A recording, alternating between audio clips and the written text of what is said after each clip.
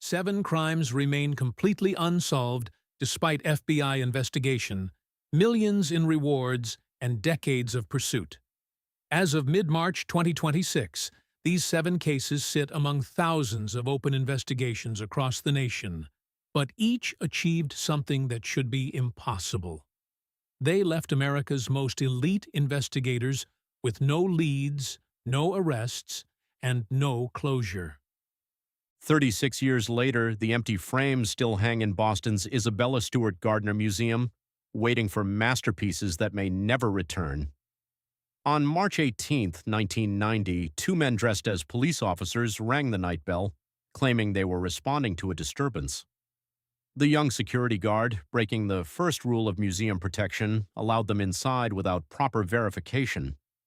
Once past the entrance, they overpowered and restrained the guards in the basement with duct tape and handcuffs, then had free access to the collection. For 81 minutes, the thieves methodically dismantled one of America's greatest art collections.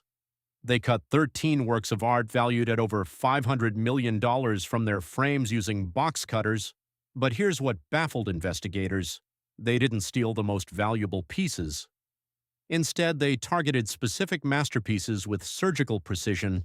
Vermeer's The Concert, one of only 34 known Vermeer paintings in existence; Rembrandt's Christ in the Storm on the Sea of Galilee, sketches by Degas and a Manet. They also took a Napoleonic eagle finial, a decorative metal piece of comparatively little value, and the museum's security videotapes. The selectivity itself was a puzzle. By morning, when the guards were discovered, the thieves had vanished. No arrests have been made, no works have been recovered. Despite a $10 million reward, the largest bounty ever offered by a private institution, and decades of FBI investigation, the criminals left no usable evidence, no witnesses, and no trail to follow. The FBI later claimed confidence in knowing how the heist unfolded and where artwork moved afterward, some pieces reportedly surfacing in Maine, Connecticut, and mid-Atlantic states around 20 years after the theft. Yet confidence isn't conviction. In 2013, the FBI stated it knew who was responsible but declined to name them, fueling speculation without a single arrest. The Gardner heist revealed a fundamental vulnerability in even America's most sophisticated security systems.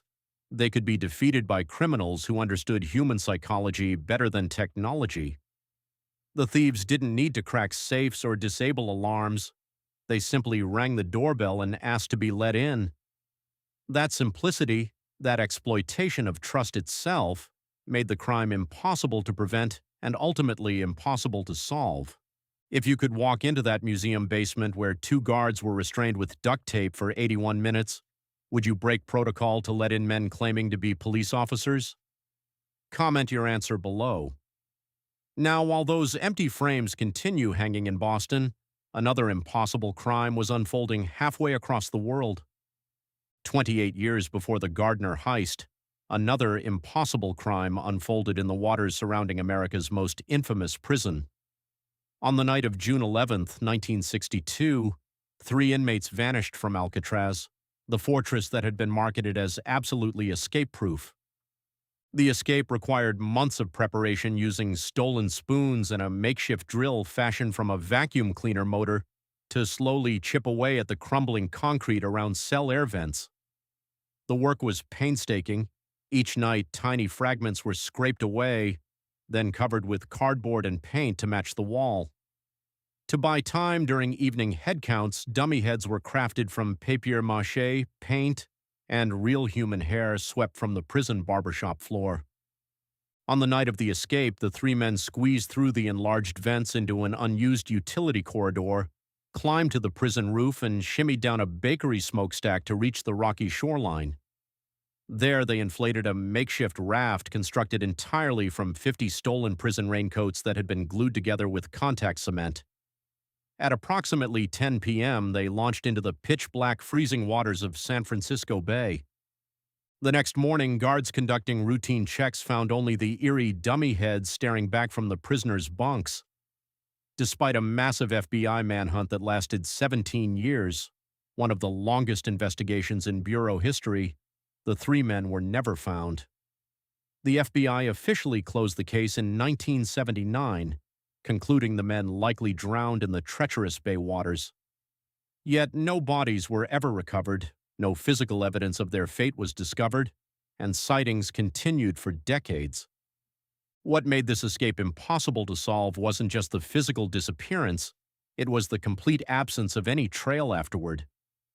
The FBI tracked every known associate, monitored family members, and followed thousands of tips across multiple countries. They analyzed handwriting samples, investigated alleged sightings from South America to Australia, and even exhumed a body in Argentina in 2015 based on a deathbed confession. Nothing led anywhere. The Alcatraz case exposed a fundamental limitation in even the most sophisticated investigations. When criminals vanish completely, leaving no digital footprint, no financial transactions, and no contact with their former lives, they become impossible to track. In 1962, before credit cards, social security systems, and electronic surveillance became ubiquitous, 3 men could theoretically disappear into a world where identity was still largely paper-based. 13 years after Alcatraz, a different kind of impossible crime emerged in Chicago, one that would change how Americans approach the simple act of taking medicine. From late September through early October 1982, 7 people in the Chicago area died after taking extra-strength Tylenol capsules laced with potassium cyanide. What made these murders impossible to solve wasn't the method, it was the randomness and precision of the attack. The killer had methodically purchased bottles of Tylenol from various stores, removed capsules, filled them with lethal doses of cyanide, and returned the bottles to store shelves for random customers to buy.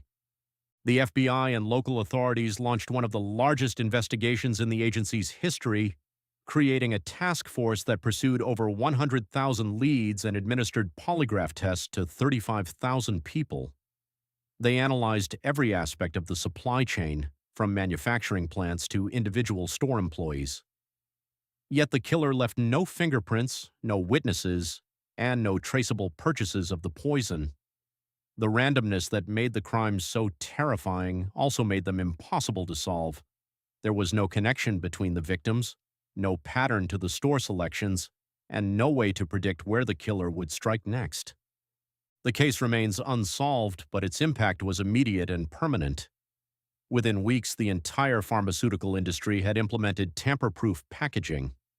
The Tylenol murders demonstrated how a single criminal could terrorize an entire nation while remaining completely invisible to investigators, a template for the kind of impossible crime that continues to challenge law enforcement today. On July 30th, 1975, another vanishing act captured national attention when a former Teamsters Union boss disappeared from the parking lot of the Machis Red Fox restaurant in Bloomfield Township, Michigan. Picture the scene: a sweltering summer afternoon, the asphalt radiating heat waves, and a man who commanded respect and fear in equal measure checking his watch one final time. He was waiting for what he believed would be a peace meeting with rival union leaders, a chance to negotiate his return to power after his release from federal prison. The man had arrived early, as was his habit.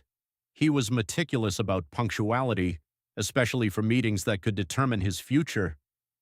At 2:30 p.m., he called his wife from a payphone, his voice carrying the frustration of someone who had been kept waiting. The meeting was supposed to start at 2 p.m. His contacts were late, or perhaps they had never intended to show up at all. What happened in the next few minutes would spawn one of America's most enduring mysteries. Witnesses reported seeing him get into a vehicle in that restaurant parking lot, but the details were maddeningly vague. Was it a maroon Mercury? A different car entirely? The accounts conflicted, as eyewitness testimony often does, leaving investigators with fragments of a story that never quite connected. The disappearance triggered a massive federal investigation that would consume thousands of man-hours and millions of dollars. FBI agents excavated farms, drained ponds, and tore apart buildings based on tips that ranged from credible to absurd. They followed leads to New Jersey landfills, Michigan horse farms, and concrete foundations of demolished buildings. Each excavation yielded nothing but dirt, debris, and mounting frustration.